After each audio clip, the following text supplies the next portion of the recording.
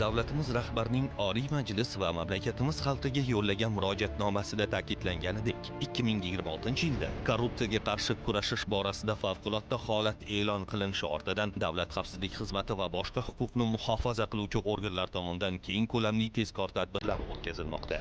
Jumladan, Toshkent viloyati hokimligi yagona buyurtmachi xizmati davlat muassasasi direktori o'rinbosari o'z xizmat mavqeyidan foydalangan holda shaffof qurilish milliy axborot tizimi orqali shartnoma qiymati 2 milliard 73 million so'm bo'lgan obyektni kapital ta'mirlash bo'yicha g'olib bo'lgan pudratchi tashkilot hisob raqamiga bo'nak sifatida 1,1 milliard so'm mablag' o'tkazib berilganligi evaziga muqaddam mas'uliyati cheklangan jamiyat rahbaridan ta'magirlik yo'li bilan 2000 AQSh dollarini oladi. Shuningdek, u jinoyat harakatini takroran davom ettirib, pudratchi tashkilot tomonidan qurilish ishlari belgilangan muddatlarda bajarilmaganligi sababli undan 643 million 530 ming so'm penya undirish bo'yicha Toshkent tumanlararo iqtisodiy sudiga kiritilgan da'vo arizasidan voz kechish orqali mas'uliyati cheklangan jamiyat foydasiga ajrim chiqartirib bergani evaziga 5000 AQSh dollarini pora tariqasida olgan vaqtida Davlat xavfsizlik xizmati Toshkent viloyati bo'yicha boshqarmasi xodimlari tomonidan qo'lga olindi. Hozirda ushbu mansabdor shaxsga nisbatan Jinoyat kodeksining 210-moddasi 2-qismi A va bandlari bilan jinoyat ishi qo'zg'atilib, qamoq ehtiyot chorasi qo'llanildi. Boshqa holatda esa Toshkent viloyati ekologiya va atrof muhitni muhofaza qilish boshqarmasining tumanlardan biridagi bo'limi boshlig'i Mana kamera ushlab turlaring. Otib oldi pulni. Olislar, qani ikkita oyog'ing bosmay, jim turmaysiz. Mana bitta olamiz.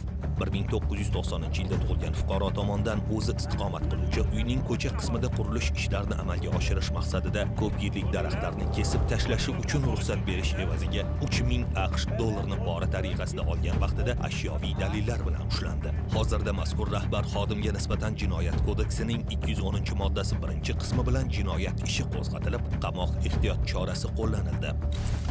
Namangan viloyatida kuzatilgan holatda esa Pop tumanidagi mahalla fuqarolar yig'inlaridan biridagi hokim yordamchisi davlat zaxirasidagi 90 sotix yer maydonini tadbirkorlik bilan shug'ullanmoqchi bo'lgan shaxsga kelgusida to'yxona qurishi uchun olib berish va tegishli hujjatlarni tayyorlatib berish evaziga muqaddam 4,5 ming AQSh dollari oladi. Общий xarajat 4,5 ming bo'ldi. Ana shu yer dehqon xo'jaligida turibdi. Ana shu yo'l yuzidan 90 sotik belgilangan shu yerga hujjat bo'yicha. Ammo muqaddam sudlangan hokim yordamchisi va'da qilingan ishini bitira olmagach 4,5 ming AQSh dollari hisobidan 1 million 200 ming so'mni qaytarib bergan vaqtida Davlat xavfsizlik xizmati va iqtisodiy jinoyatlarga qarshi kurashish departamenti xodimlari tomonidan ushlandi. 4,5 AQSh dollari qishloq xo'jaligi 90 sotik yerdi. Noto'g'ri e'lon berilishi yozilgan. Hozirda ish o'xshamadi. Shu puldan 100 dollarni qaytargan vaqtimda xavfsizlik xizmati departamenti tomonidan yashirib tushirgan. Hozirda unga nisbatan jinoyat ishi qo'zg'atilib, tergov harakatlari olib borilmoqda.